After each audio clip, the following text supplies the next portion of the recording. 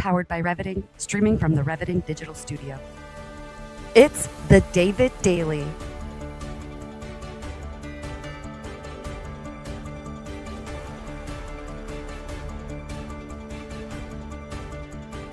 Exploring frontier technology, artificial intelligence, quantum innovation, and the intersection of faith, funding, and the future. Here's your host, David Goki.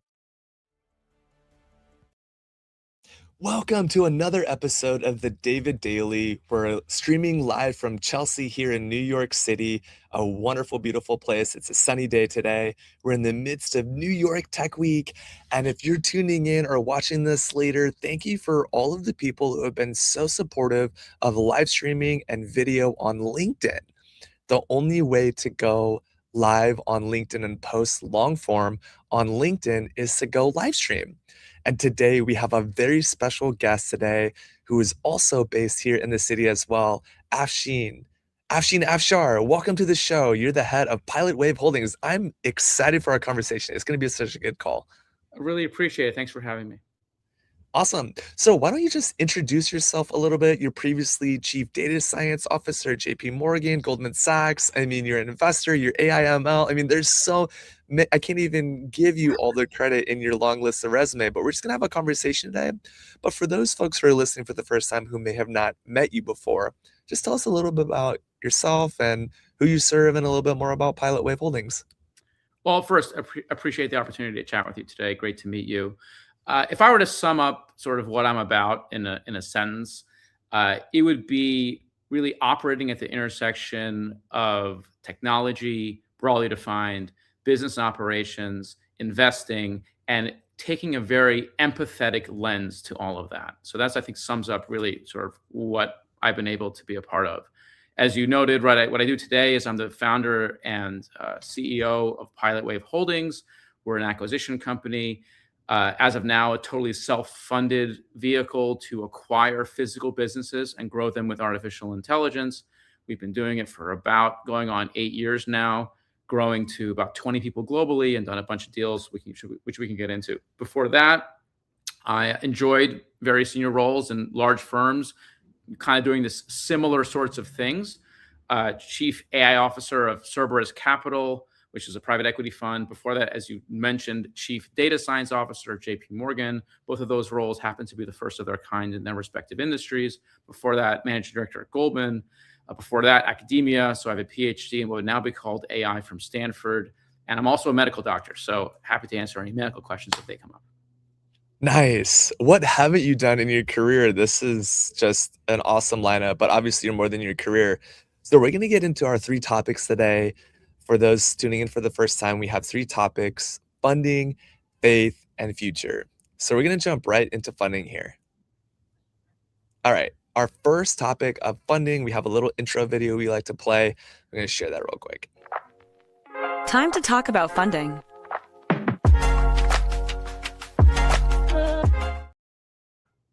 All right, so here at Tech Week, there's so many founders and there's a couple of investors and there's not a ton of operators and there's not necessarily a ton of checks being written, but you've been writing checks for the past 8 years in your fund. So, why is institutional capital missing small business AI? It's such a good topic. Let's get into why institutional capital is missing these investment opportunities with small business AI. Yeah, let's define some terms a little bit, right? So. Yes. Institutional capital, I think that's probably the most straightforward, at least most easily recognizable definition. These are folks who invest for a living. Generally, people think about larger institutions, tens, hundreds, billions of dollars, that sort of thing. Small business AI, that's a little, in my view, a little bit of a slippery or more slippery one. I think about it from my bias as deploying or applying AI to small business. And there's a lot of opportunity. And I think, many folks, not just us, have woken up, especially in the past couple of years, to the opportunity of applying AI to those small businesses. Small business usually means anywhere between $2 million of profit to $200 million of profit. That's generally the scope. And these are things like your local restaurant chain or your small business that's doing construction, general contractor, or trucking, or things like this. These are all businesses that we know very, very well. So what is institutional capital investing? I think that they miss a lot of potential because I go back to culture, I go back to empathy. I think typically, not always, but typically, the institutional capital folks are founded by people who have financial backgrounds, who have experience in structuring, who have experience in the capital markets. These are things that are very important in order to raise funds and know how to invest funds. But notice what I didn't say. What I didn't say is operating small businesses, and certainly not understanding technology, especially given how fast technology has been moving. So when you have folks who have been trained and are experienced in doing a certain set of things that are somewhat disjoint or somewhat separate from what they would need to know how to do to find the opportunities in small business using AI, it's a natural consequence that those folks are maybe don't see those opportunities, or maybe blinded by them, or maybe discount them, and that's what we've seen. Yeah, I like that perspective a lot. I was talking to a founder recently in the call it like the mechanical engineering space for chemical companies, specifically in product and consumer products. And investors just don't understand, people are building these businesses with paper, pencils, dials, and knobs. There's actually no technology in some of these spaces that are creating like toothpaste, for example, Yep. or shampoo. And they're highly regulated because of chemicals and that sort of a thing.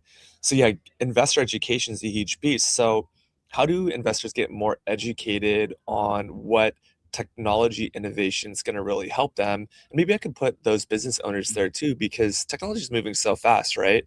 How do we educate more people on what technology advances are going to be really table stakes in the next 10 years? Well, 10 years, I would be, I was with you until you said 10 years, because nobody, including myself, can see 10 years out. The advancement is too rapid. And we were having a discussion with my wife just last night on how to teach our kids. We have two young kids, girls, 9 and soon to be 12. And we're both, my wife and I, both very technical. And we think, well, what are we supposed to teach our kids? And I go back to, you need, the role for people has always been at the highest level, knowing what questions to ask and knowing how to think about problems. Meaning, how do you break down a problem into its constituent parts and then direct, in this case, a virtual team to then execute on that problem. That's the core skill. That's always been the core skill, and that will continue Right. to be for the foreseeable future, the core skill. So I think about tools as tools. Meaning that 100 years ago we had pencil and paper and compass and protractor, and now we have incredible AIs. But the tool is not ever the most important thing. It's the value you bring to it. It's if you're a company, your customers, or your counterparties, or your investors.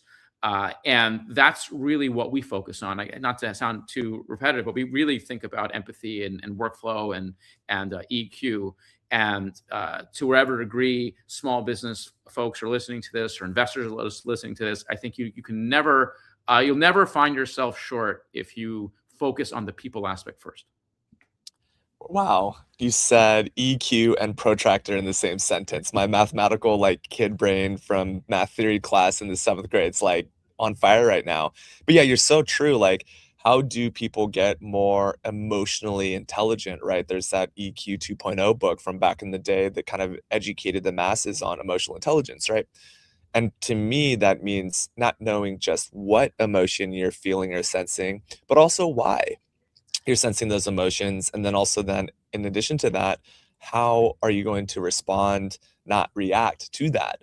So in a day and age where technology is very not personal, how would you advise people to be more maybe emotionally sensitive and empathetic in the way that they deal with people, especially when, look, people are craving connection in person, right? Gone are the days of, the remote only. People want that. They crave those in-person experiences. So being an AI leader, early on Wall Street and being someone who's taking that obviously to private equity and now on Main Street, how do you integrate that into your investment principles? I just think you have to value it, right? It's going to sound very simple, Right. maybe not easy for folks, but it's just the top of our priority list. That's it. If you value it, you will prioritize it, you will put energy against it, and then eventually capital and will flow to it. It is the first thing that everyone at my firm thinks about is the people aspect. It's the Right. first thing that we bring to every conversation with new management, starting from myself. It's the first thing we bring to conversations with employees of the company. It's the first thing we bring to structuring our deals. So when you put that as something you care about, then you make actions, business actions that are consistent with that. So we structure our deals in a way that my former colleagues at my former firms may blanch in terms of how much economics we include on the other side for our management teams and our employees. But it is what we value. It is our North Star that folks may have heard me speak about many times. So you just need to value it. Yeah, I appreciate that. So let's dive a little bit into that, Afshin, like practically speaking.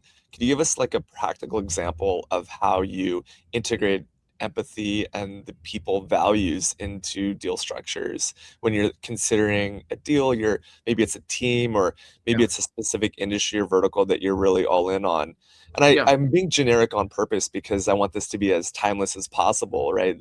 This show is going into the archives forever, which is awesome. I can't wait to see where we are in 10 years. But practically speaking, like how do you actually integrate those values into the deal structure? Great question. So you'll forgive me if I become a little bit technical because we have to talk No, about please be technical. We have a technical audience. how people structure deals. So let's start with the basics, right? So I like to use the metaphor of buying real estate when you talk about buying a company, because many Right. folks in your audience are familiar with buying real estate. So the way you buy real estate often, most of the time, is you go get a loan from a bank to put up a mortgage, and you put in some equity capital, and then over time, you pay down that mortgage and therefore own the house.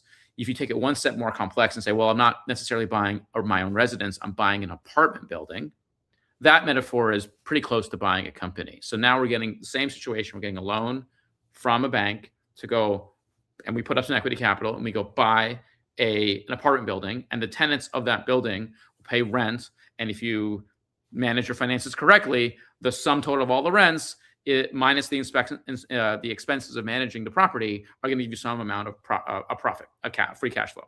Great. So that's how you think about a company with that metaphor, buying an apartment building.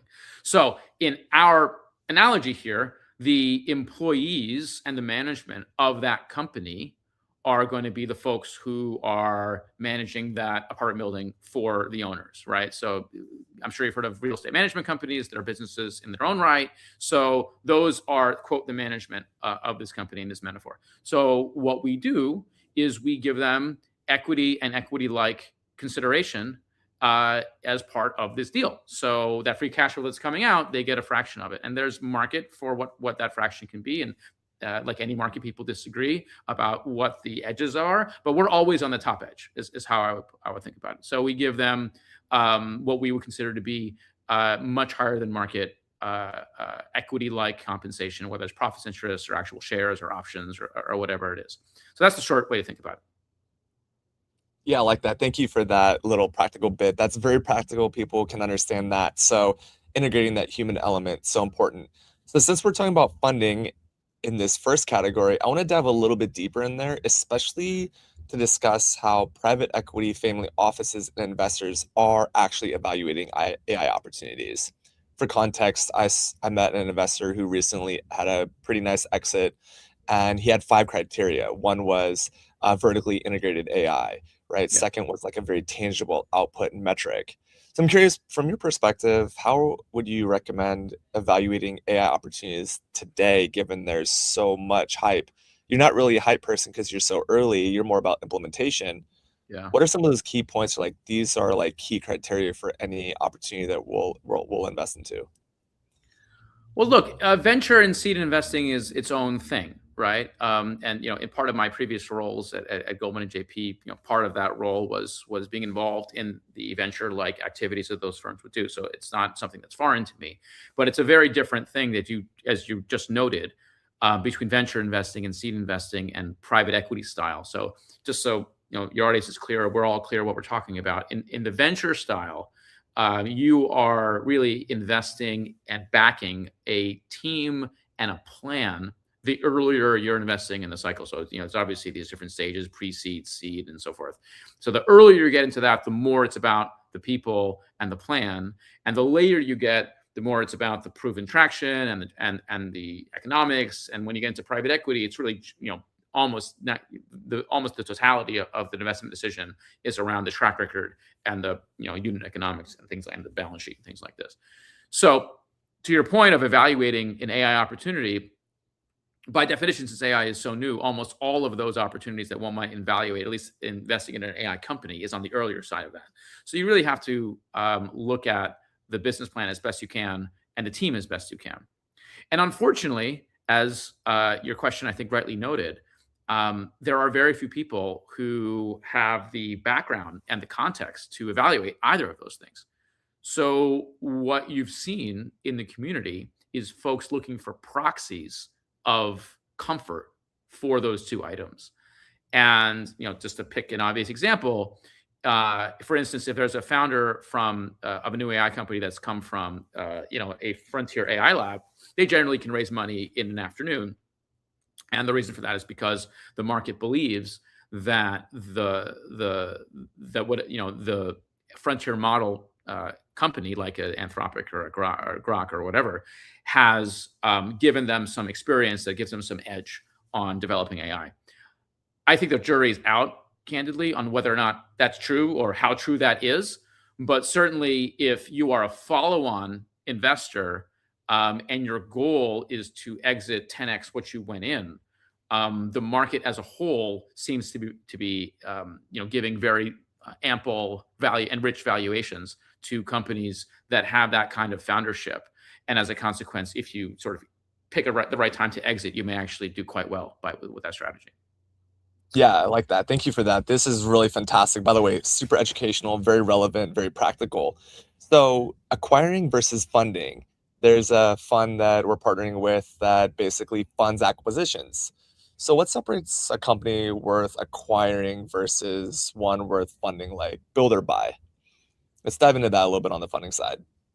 Can you give me a little bit more parameters on the question? Are you talking about investing in tech companies, or are you talking about investing in physical companies? I would have very different points of view, one versus the other. Well, we are talking about AI and tech, so let's talk about like frontier tech, deep tech, that sort of a thing, and then we can also maybe apply it to something that's maybe more capital intensive for a physical good. But let's start with tech first, and then we can go into the physical good side. So so the question is, when should we buy a tech company versus invest in that tech company? And there, I'm reminded of sort of the special situations groups I've worked with in the past, not to dodge the question, but the answer is it depends. And what does it depend on? It depends on the capability of the acquirer versus the opportunities that being an investor can bestow on the investment. So if you're a venture investor, very often, your value in that situation beyond your capital is your network, your wisdom, accrued wisdom, your ability to analyze macroeconomic trends, things like this. And if that is the majority of what you view as an investor value to be, then I think being an investor is probably the right route for most situations, especially in the AI world today. If, in addition to those first things, you think you can offer actual technical expertise, actual technical capability, because you own a business that allows you to be vertically integrated, to use a phrase that you mentioned a moment ago. If from that integration, from that additional technical capability, you believe that you can get synergies that get dramatically higher returns, then it makes a little bit more sense to buy than it does, or acquire, than it does to necessarily just invest. But that requires a good amount of, frankly, introspection, because and also observation, and maybe a bit of humility, just coupled with the right kind of arrogance. So it's a little more complex than that. Right. But I think that's how I would try to think about the two different extremes. Yeah, I appreciate that. I just think of like the classic business case where Coca-Cola, right? They had this beautiful ingredient, and then they went and acquired a bottling company. because they were bottling so much, but also because of their cycling, they were able to see economies of scale, and it just made sense for them to own that vertical. Okay, so before we get into faith topics, I want to ask one last question on the funding side. Yeah. If you were to deploy 10 million tomorrow, where Yeah. would it go? And what industries do you think are maybe undervalued or undercapitalized today? So I'm going to forgive myself for giving a very selfish answer. I would give it Yeah, to Pilot please. Wave. I think we're doing the best thing in the world, and you should give it to us.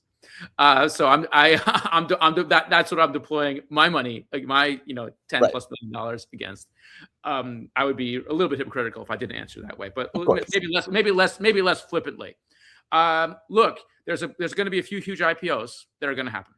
Right, I think it would be foolish to not have any exposure to those at all. I wouldn't want too much exposure to that, but I think it's foolish to not have any exposure to that. I think it's obvious that the vertical supply chain, if you like, of AI is right, going to be something that is going to outlast any potential bubble burst that may or may not occur.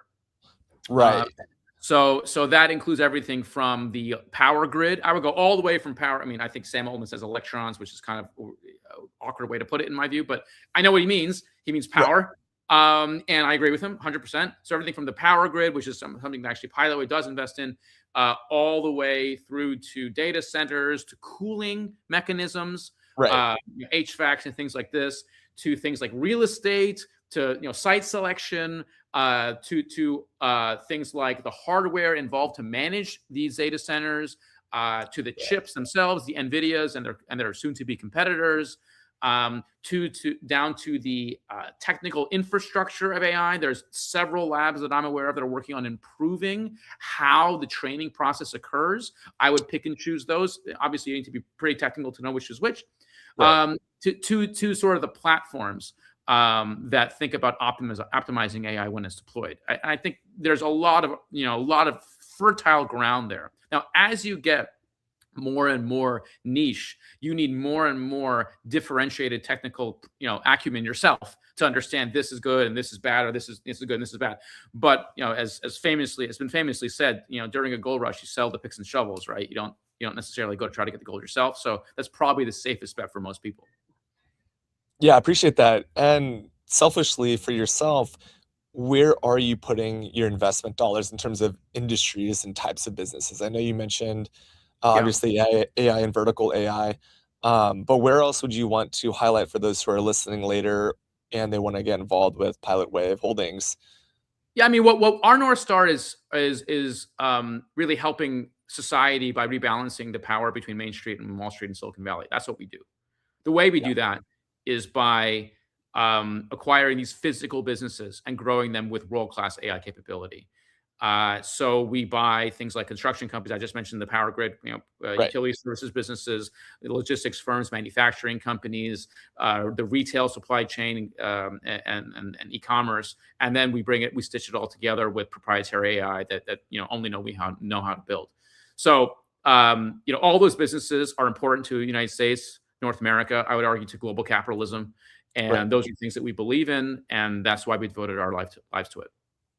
Yeah, I love it. Thanks for that. And we've had a couple of guests on here talking about projecting energy needs into Yeah. the next 2 to 5 to 10 years. So yeah, this is quite relevant for the show. So really appreciate that. Well, thanks for folks tuning in. We're going to get right over into the faith topics. We've got a special guest here with you, Afshin. This is such an inspiring conversation for people who are just starting to get into investing or even more advanced investors. And of course, we're getting technical as well. So let's jump into our next topic of faith. Focusing on faith for a moment. All right, so we use the word faith so intentionally here, not religion, not anything else, but what does faith mean to you? Let's start there. Faith, I'm going to reveal my scientific training here. Faith to me means believing in something without the necessary evidence that would otherwise make you think something is true. That's what faith means to me. Yeah, I And love everyone that. has faith of some kind. Yeah, it's like I like the scientific theory, like it's false until proven true. Yeah. So let's prove all the false cases to be null, and then we have truth. So now people obviously will associate this with religion, and this is not a religious show, but we're raised in a Christian nation. We have all sorts of religions. Freedom of religion is so important in our nation. Was there a religious or faith-based perspective early in your childhood that influenced those values, that empathy that you have? And if so, what I was think it? I think the answer to that is both no and yes. No, because there's not a particular religious denomination that I would ascribe to believing Right. literally or metaphorically.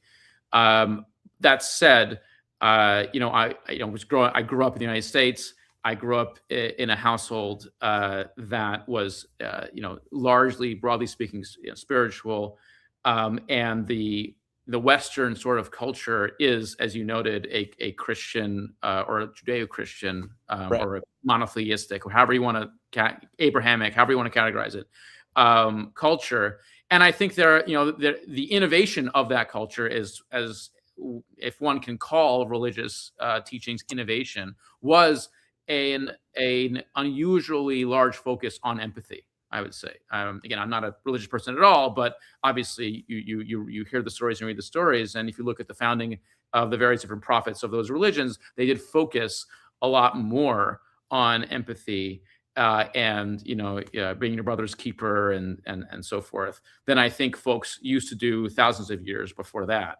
So you can't help but be influenced by that, and obviously I, like everyone else, was and am. But there's also personal temperament, right? I mean, it is my personal temperament to want to help people. It's why I became a physician.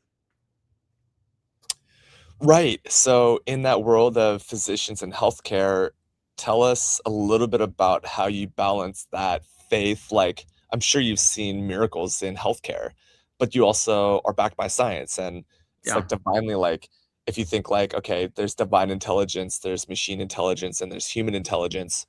This paper came out called Righteous AI from the University of Washington that basically said, hey, universally, categorically, religions of the world can say that divine intelligence kind of supersedes that of humans. So you could say, in essence, God created doctors, God created us. I mean, our parents created us biologically. Yeah. So how do you balance that in a world of science? I mean, medicine is just so science driven, right? Yes, I would say the metaphor to think is that science is to medicine as math is to engineering. So it Right. is, or logic is to the legal profession, Philosophy. Right. or philosophy. So it is the applied version of the science. And look, I've seen, I hesitate to use the word miracle or not, but I've seen things that were very unlikely occur. And I must, just for the audience, my medical career was, in the grand scheme of things, very, very, very short, but it was long enough to have seen, hundreds and thousands of patients and seen a variety of outcomes, good and bad, Right. that shaped who I am today pretty profoundly. And I'm very grateful for that. And it's to answer your question perhaps more directly, I think that you approach it with all the knowledge that you can bring to bear, and part of that knowledge is, and part of that value is your empathy. And it was very important to me to treat my patients with everything I had to help them, every aspect of them. Right. Right.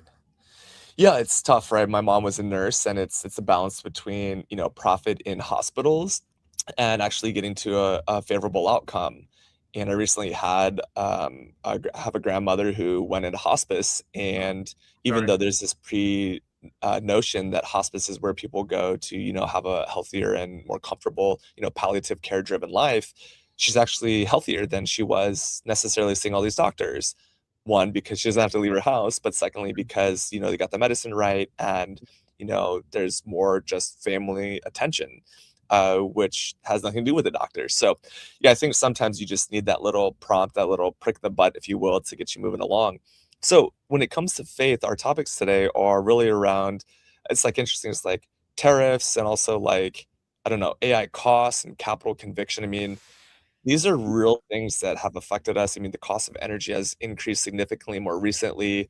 We will see increase in cost of energy. We'll probably see a decrease in, energy costs at some point soon, hopefully. But what role does your belief in the economy and your belief in some of these things that maybe outside of our control, how do you integrate those things into your daily and your decisions as an executive at an investment firm? Uh, Again, I'm going to reveal my mathy and sciencey background. I mean, I think, Reveal. I think we already know you're mathy and sciencey. yeah, yeah. I mean, the way I try to think about it, well, I try to balance both parts of me, right? The empathy part with the mathy part, and I think that's what Right. gives what gives us differentiated value. If it's something you can't control, then it's something you can't act on, but it's not something you can't model, right? Right. So you can ascribe probabilities to things. You can prescribe expected values to outcomes. You can give them distributions of likelihood, and you can incorporate that in your decision making. That's what humans, by the way, even if I would argue that even if you may not be doing that explicitly, consciously, we all do that all the time, right? Right. We do that. Let me pick a stupid example that just came to me now, which is when you are walking the street. I mean, you strike me as a very high-powered person. You're probably on your device most of the time, communicating to all the people that depend on you and that you work with. When you are crossing the street, you are making calculation to look in your phone while you do that because you don't think someone's going to hit you in Manhattan, because they likely won't hit you in Manhattan. You'll probably do a quick glance, but then go back to your phone. That is a calculation you've made. Now, the outcome, if that happens, is really, really, really negative. Everything from, a near miss, as you might say, to, potentially, devastating outcome. But you've made that a calculation. And I would argue it's likely the right calculation to get the benefit of the delta productivity that you've gotten. So we're always doing things that we can't control. You can't control if that person is going to hit you, but you've modeled it in your mind. And we just do the same things for, any number of topics. You mentioned tariffs. One of the things that the current administration has given us, like them or not, is volatility. And meaning that it's hard to predict what's going to happen tomorrow, which, we don't know. I don't know. And most people don't know. Maybe even they don't know. But the bottom line is you can model that somehow, right? You can say, hey, it's going to be in this scope of things. This is the probability of outcomes, and therefore we're going to act this way. And you've seen the market actually do what I've said, because I think if there were another administration, oil prices would be way higher than they are today. But what they've baked in is how this administration seems to interact with the world, and we have these 4-letter acronyms that the folks use to say, hey, this is going to happen or not, and people trade off of it. So I think you see people doing it all the time. Yeah. Maybe just a follow-up question on that is like, how do you maintain faith in a world of volatility when so much is changing? Well, you have to find your essence, the North Star, what grounds you. You grounds you personally and professionally. And we strongly believe at my firm and myself that capitalism and democracy are the right ways in which for humans to self-govern. Neither of those things is perfect. I'm not going to sit here and say either of them is perfect. I think it's the best we've come up with so far as human beings in the however many thousands of years we've had civilization. And we are committed to doing everything we can to make them as successful as possible. That is the faith, to use your word, that in spite of some evidence that people may say it's X, Y, or Z, we continue to persevere because that's what we fundamentally believe. Yeah. Yeah, I love that. So you use the word grounded, which I really love. I want to understand what grounds you. The health guys out there would say, okay, get grounded in a park, right? Go to Central Park, take your shoes off, put your feet in the right, or go to the beach or whatever. Get out of the concrete jungle, which I love to do. People know that, mountains and all that stuff. But what grounds you, Afshin? Like, what really keeps you rooted and stable?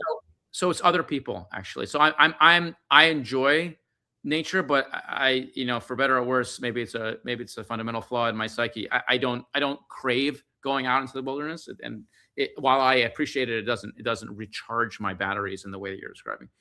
Other people do. People who obviously my family, my girls, my wife, and my extended family, but the people that I work with and the people that I meet every day. One of the great privileges of having the job that I have, and one of the many reasons I know that it's the right role for me personally, is I get to travel the country and the world and meet all sorts of wonderful people and help to contribute to their personal and professional success. That gives me great gratification. That gives me great satisfaction. It recharges me karmically, if you forgive that word, and it's what keeps me grounded all the time.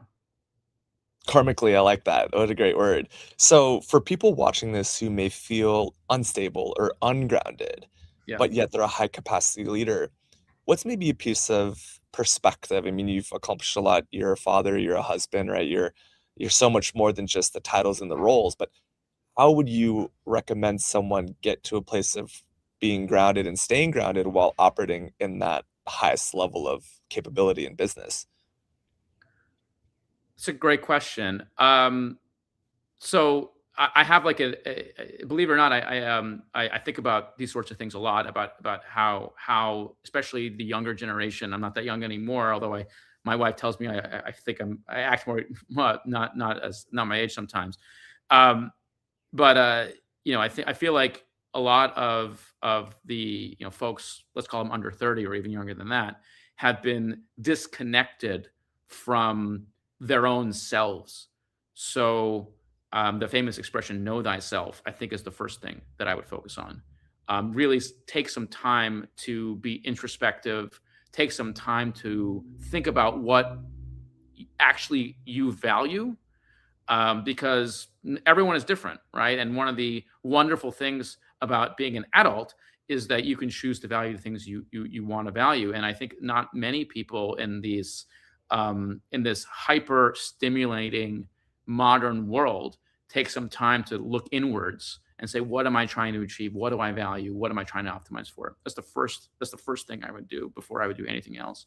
Once you've answered those questions, then you can talk about how you want to approach maximizing what you value.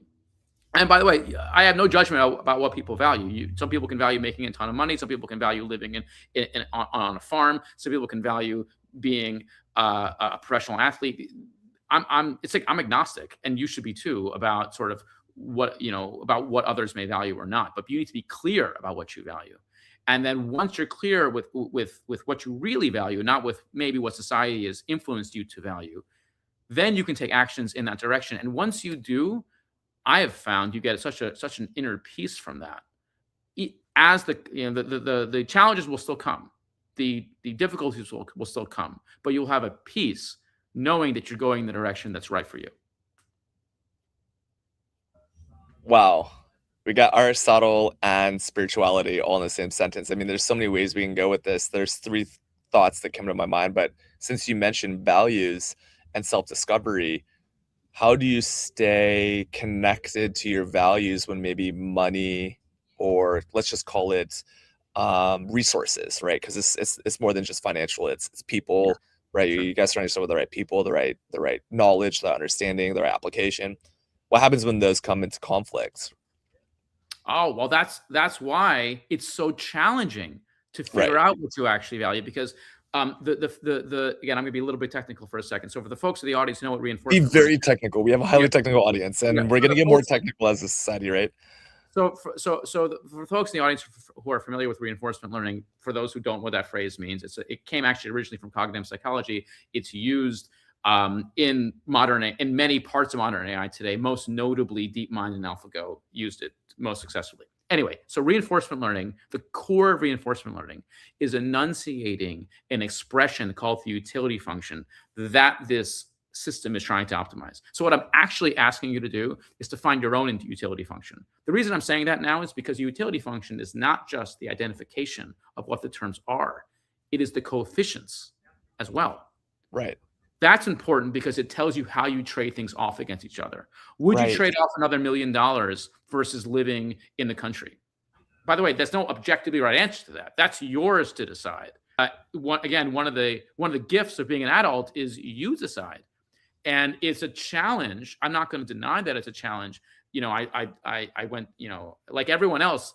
I wanted to please my parents, and you're influenced by your parents, and they influence very strongly when you're growing up, and they should, and I say this as a parent now, they should influence the utility function of the child. But as you graduate from that, you need to decide, well, is this the utility function I want for myself?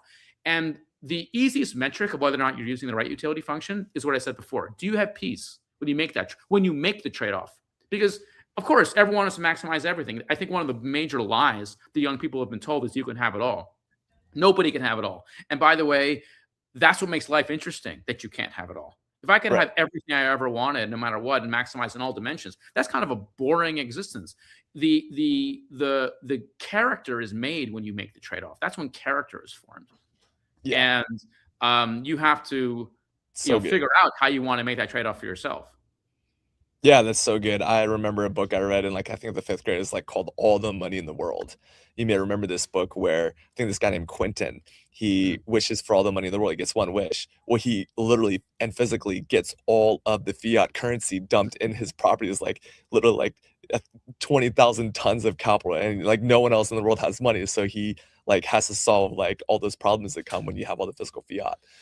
But you mentioned the youth, and I really appreciate that because I read a stat and heard a quote yesterday from, well, there's really two kind of main quotes. One was from Harvard Public Health.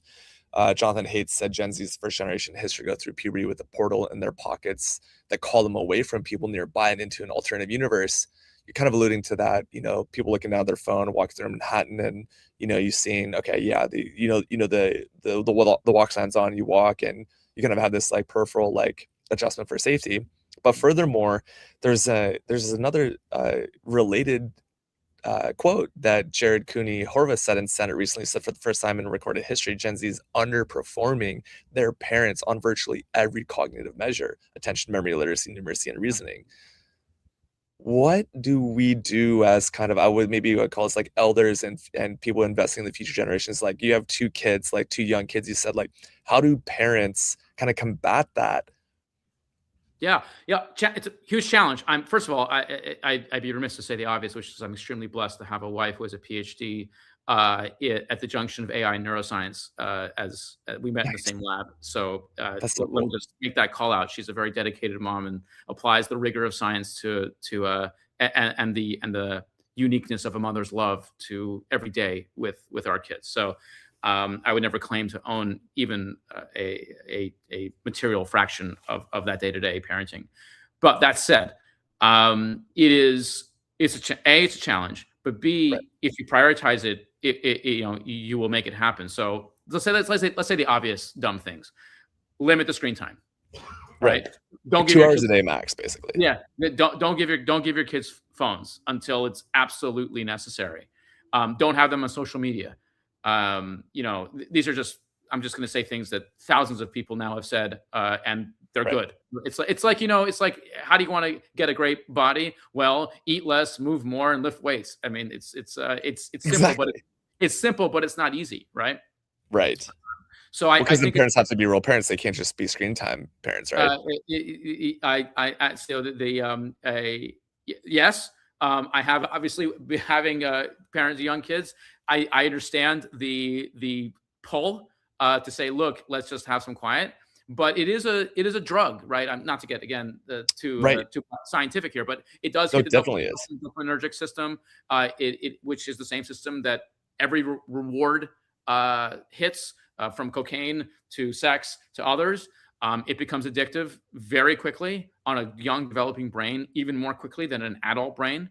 Right. We've seen it in our kids. If you give them too much screen time, they behave like addicts when you take it away. They have all the signs of addiction, Right. from bargaining Neurological, to biological, to etcetera. to, to violence to whining, to do that. So you have to stay the course and say, well, I'm the parent here, and it's tough. I'm not going to claim to say that it's easy. It's absolutely Yeah. tough, because those kids are they have more dedication and energy at the outcome potentially than the parents do, because we do other things in addition to parenting the kids. So I just think it's a focus on it. The other thing I would say that's relevant is finding a community of like-minded parents. So we're very Yeah. lucky to have our girls have friends whose parents also value these things. Right. So we are all, but the famous expression, you're the average of your five closest friends. That's equally true for children. So if none of their friends are sitting here using all their phones all the time, then they will ask for it less. If none of their friends are on, various social media, then they will not ask for it as much. That's really, really Yeah. important. Yeah, no, I totally agree, and it's like, go outside, touch grass, ride a bike, like, before we had, cell phones and the internet, that's exactly what we did as kids, so you should Yeah. too. And surrounding yourself with people who can do that too, and, caretakers, babysitters, it takes a village, all the people who have the similar values and like-mindedness, that's so important. Okay, well, Afshin, I feel like we could talk literally for days, but we do have a third category here of the future. So we Yeah. wanna get into that future topic now. Sure. Let's talk about quantum and the future of technology. Now, not all future is quantum and not all quantum is future. We also love to talk about space and nuclear, but our topic today is really about quantum security and AI infrastructure exposure. I'm curious, first of all, as someone from Wall Street, private sector, public sector, like where do you think quantum will be and maybe even the future of technology, let's say 10, 20 years out, just be really future oriented? Yeah, it's such a timeline that's impossible for anyone, including me, to Right. to I don't want you guess. to make some bold claim like AGI is Yeah. gonna be here next week or anything like that, Yeah, but I like mean, look. Eventually, we will crack this. I believe that eventually we will crack. We as a species will crack this quantum computing thing. That said, in my various roles, I've been pitched for 15 plus years that quantum computing is 2 years away. I mean, right, literally, I've had people come in my office say you should invest in XYZ company, to keep them right, nameless, but you've heard of them because it's right around the door, it's right around the door, around the corner, right around the corner. So they've not been right, but eventually that way they will be right, right? I'm right, not one of right. the people who thinks it's infinitely far. No, technically they could be wrong for our lifetimes, but I do not think it's infinitely far in the future. I do think the progress has been sufficiently enticing, and especially in the past 3 years, that we may very well reasonably see quantum computing. Now, lucky for us, they have been wrong for 15 years. So the reason I say that is because a lot of infrastructure has been built in preparation for the one day they might be right. Right. So remember Right. the Y2K issue, right? And then it was ended up being not a big issue at all, because although some things happened, most of the naysayers or the Armageddon predictors were proven wrong. And I think there's been so much work done that the negative impact to society will be blunted materially. What is that good work? Well, actually, let me take a step back. Quantum computing, quick definition. Quantum computing means using a computational computer that uses the mathematics and physics of quantum mechanics in order to solve problems, a certain class of problems, much more rapidly than current traditional computers. And what are the class of problems? They are problems that would involve simultaneously evaluating many different possibilities. And that comes from the physics of entanglement, and I won't bore the audience with all that stuff. But suffice it to say that that's how the quantum computer works. So what are problems that require considering multiple different possibilities at the same time? They are in finance world, risk; in the biological world, pharmaceutical drug creation; but most importantly, in the cryptographic world, which is security. Folks may know that the way almost everything is encrypted today uses a process that involves factoring large products of prime numbers. I won't bore you with why that is. Suffice it to say that quantum computing, through an algorithm that was derived a few decades ago, theoretically can solve this problem in a much faster way than current traditional computers could. The end result of that is all the data that's been encrypted on the planet, whether it's at rest or in motion, whether it's on your laptop, in Google Drive, or being transmitted between your phone and someone else, that could potentially be cracked with this technology. Now, what are we going to do about that? Well, there's been a lot of people that have worked on that. There's new cryptographic mechanisms called PQC, post-quantum cryptography, that uses algorithms and cryptographic methods that would not be as susceptible to these quantum attacks as the current methodologies are. There are certain different infrastructures that can utilize these things. You can actually go on Cloudflare and use it today. I don't have any association with Cloudflare, by the way. And there's a bunch of other places you can go use it. So that's generally the state, and why I'm not super concerned about it, but we should not ignore it either. Wow. First of all, thank you for that. And if you're listening to this, go back to episodes 1 through 30, where every day we have a very basic intro to quantum in the quantum section. I think you articulated that really well, especially because like how for 15 years it's been 2 years away. So at some point you hit a limit function. But anyways, final future question is really about finance. So where do you feel that private equity will go maybe in the next 5-6 years by 2030? Like how will it look differently by 2030? Well, that I have a much stronger answer, because Right. we view ourselves as part of that transformation. Exactly. It needs to be much more tech native, and I'm using tech more broadly. Right. And It's about and innovation, and reinvention. And part of that is just being more operator native. One of the things that Yeah. I saw firsthand with my exposure to the industry is there is a segmentation between folks who call themselves investors and folks who call themselves operators. And Right. even terminology, I think, tells you the cultural distinction, right? So that is, in my view, a direct place for disruption all the way up and down the players, right? Every player you've heard of, I think, suffers from that cultural challenge. Again, one of the reasons why I wanted to found my own firm is I view myself, and I think I can credibly say this, as a bona fide technologist, as well as a bona fide investor. I think that combination, that hybrid, is necessary for the next generation of private equity firms and investors in general. Yeah, I love it. I love it. Well, we're almost out of time here, Afshin. It's been awesome, but we do have a quick lightning round, which I didn't tell you about because I just want very quick, off the cuff answers if you're ready for it. So, are you Let's ready do for our lightning rapid fire round? Let's go. Go for it. Go for it. All right, 42. one book everyone should read. One book everyone should read. How to make friends and influence people. Love it. Very empathetic. One investment you'd make today, like 12 o'clock noon. I would still buy Nvidia. Nice. One habit you refuse to compromise on. Sleep.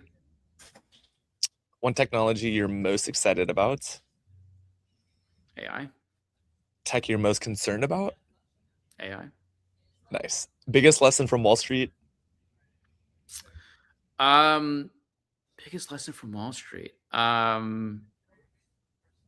You can be consensus oriented but still be decisive. I like that. And what about biggest lesson from entrepreneurship? Sometimes you can't please everybody. And finally, best advice you've ever received. Best advice I've ever received. Can I swear? Sure.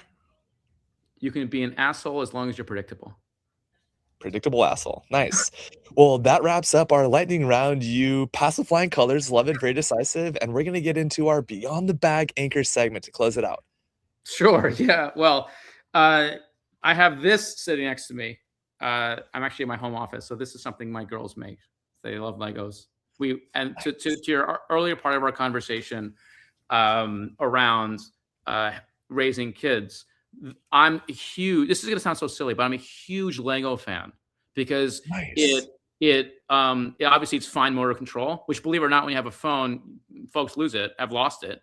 Right. It is planning, right? Because you're building something for a long period of time. Right. It is frustration management. This is frustrating. I mean, especially those little fingers, sometimes it's hard to take it out. And when they work together, it's collaboration. And obviously it's not a screen. So that's brings focus, a lot of focus, the hours doing this. So big fans, not to say you have to do Legos, but something that ticks those boxes. As parents, we love that. Nice. I love it. Well, that wraps up our episode. I would love for you folks to go ahead and follow Afshin and his company. And we're just going to share your website here. So what's the best way for people to stay connected with you and get connected with Pilot Wave? Sure. So the website is a great place to get information. Obviously, you can contact the firm at info@pilotwaveholdings.com, but we are on social media, LinkedIn socials. I personally post LinkedIn X, and we look forward to hearing from you. Nice. So follow Afshin on LinkedIn. Let's go. Well, it's been a pleasure chatting with you, Afshin. I feel like I made a new friend in the city. It's really great to get your perspective, both from Wall Street and running a firm. I have a lot of follow-up thoughts and questions, but your team was really wonderful in getting this together. Thanks so much, and we'll be back next week as well. Thanks, everyone, for tuning in to the show. We'll see you on all socials.